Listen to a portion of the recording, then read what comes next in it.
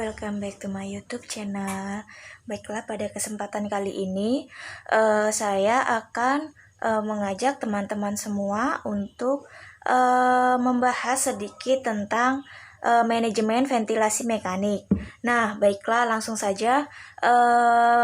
Pertama-tama kita harus tahu dulu apa sih ventilasi mekanik itu. Nah, jadi ventilasi mekanik adalah proses penggunaan suatu peralatan untuk memfasilitasi transport oksigen dan karbon dioksida antara atmosfer dan alveoli untuk tujuannya meningkatkan pertukaran gas di dalam paru-paru. Nah, sedangkan ventilator sendiri merupakan alat pernafasan bertekanan negatif atau positif yang dapat mempertahankan ventilasi dan pemberian oksigen untuk periode waktu yang lama. Nah, kemudian untuk indikasi ventilasi mekanik ini, diindikasikan untuk alasan fisiologis dan juga klinis.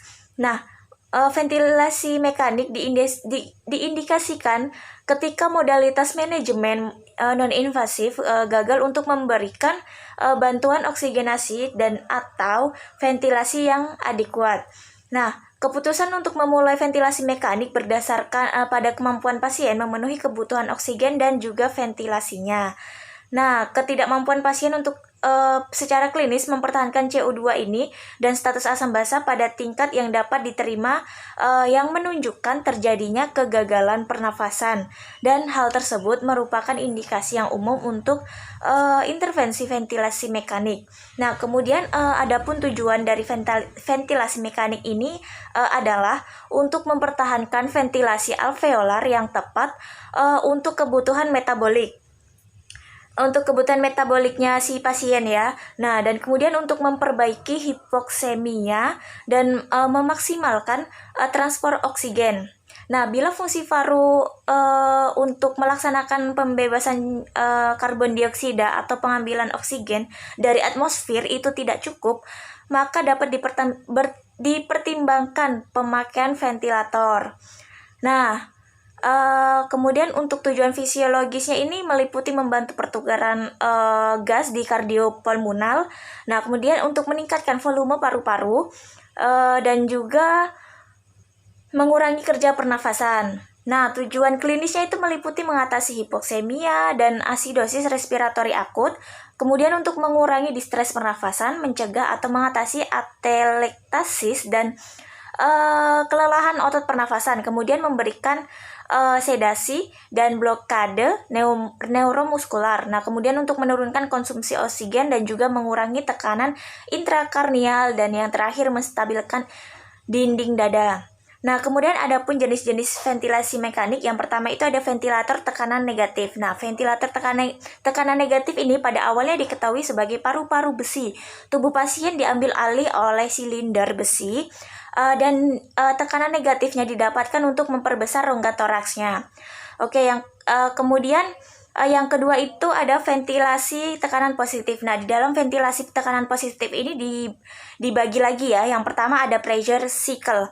Nah, jadi ventilasi pressure cycle ini bekerja pada prinsip dasar bahwa bila tekanan preset dicapai, kemudian inspirasinya diakhiri. Nah, kemudian yang kedua itu ada time cycle. Nah, di dalam time cycle ini cara kerjanya itu pada prinsip dasar bahwa bila pada waktu preset selesai, inspirasi juga diakhiri. Nah, waktu ekspirasi ditentukan oleh waktu dan kecepatan inspirasi. Kemudian yang ketiga ada volume cycle. Ventilator volume yang paling sering digunakan pada unit kritis saat ini. Nah, itu volume cycle ya yang sering digunakan. Nah, prinsip dasar ventilator ini adalah bila volume udara yang ditujukan diberikan pada pasien, inspirasi kemudian diakhiri. Nah, kemudian ada mode-mode ventilasi mekanik. Yang pertama itu ada control mode ventilation. Nah, ventilasi mode kontrol ini menjamin bahwa pasien menerima suatu antisipasi jumlah dan volume pernapasan setiap menit. Kemudian yang kedua ada assist mode. Nah, pada mode ASIS ini hanya picuan pernafasan oleh pasien diberikan pada VT yang telah diatur. Kemudian ada model ACV ya, atau ASIS Control Ventilation. Nah, ASIS Control Ventilation ini merupakan gabungan ASIS dan kontrol mode yang dapat mengontrol ventilasi, volume tidal dan juga kecepatannya. Nah, kemudian ada Intermittent Mandatory Ventilation atau IMF. Nah, IMF ini dirancang untuk menyediakan bantuan ventilator tapi hanya sebagian. Merupakan kombinasi periode ASIS kontrol dengan periode ketika pasien bernafas spontan. Kemudian ada Pressure Control Ventilation atau PCV. Nah, PCV ini menggunakan suatu tekanan konstan untuk mengembangkan si paru-paru. Nah, jadi mode ventilator ini kurang disukai karena volume inflasinya bisa bervariasi. Kemudian yang keenam itu ada Pressure Support Ventilation atau PSV. Nah, pernafasan yang membantu tekanan yang memberikan kesempatan kepada pasien untuk menentukan volume inflasi dan durasi siklus respiratori itu dinamakan PSV.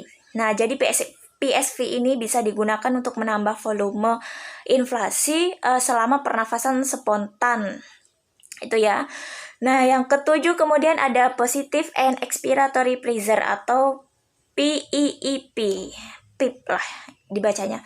Nah, kolaps pada jalan nafas bagian distal pada akhir ekspirasi sering terjadi pada pasien dengan ventilasi mekanik dan menimbulkan atelektasis, gangguan pertukaran gas, dan menambah berat kegagalan pernafasan. Oke, kemudian ada pengaturan pernafasan pada pasien yang terpasang ventilasi mekanik ini. Yang pertama itu jumlah dan tekanan udara yang diberikan kepada klien diatur oleh ventilator. Nah, yang pertama itu jadi ada VT. VT itu adalah volume tidal. Jadi di mana jumlah udara dalam mililiter dalam satu kali nafas ya. Nah, yang diberikan selama inspirasi. Pengaturan awalnya itu adalah 7-10 ml per kilogram, itu dapat ditingkatkan sampai 15 ml per kilogram. Nah, kemudian yang kedua ada frekuensi, yang ketiga ada fraksi oksigen terinspirasi oksigen. Oke, kemudian ada PIIP, PEEP gitu tadi ya. Nah, tekanan positif yang konstan dalam alveolus yang membantu alveoli tetap terbuka dan mencegahnya mengucup dan atelektasis. Oke, kemudian ada komplikasi komplikasi ventilasi mekanik gitu ya. Nah, adapun komplikasinya itu yang pertama ada komplikasi jalan nafas, sudah pasti.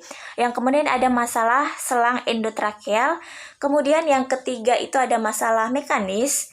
Yang keempat ada baru trauma. Yang kelima ada penurunan curah jantung. Dan yang keenam ada keseimbangan cairan positif. Kemudian yang ketujuh ada peningkatan IAP. Oke, baiklah, mungkin itu saja yang dapat saya share tentang manajemen ventilasi mekanik ini. Jika kalian kurang puas, kalian bisa mencari referensi dan juga lebih baiknya referensi dari buku ataupun jurnal-jurnal. Oke, baiklah, terima kasih atas perhatiannya. Jangan lupa kalian harus like dan juga subscribe. Oke, terima kasih yang sudah menonton. Semoga mendapat tambahan wawasan walaupun sedikit. Terima kasih.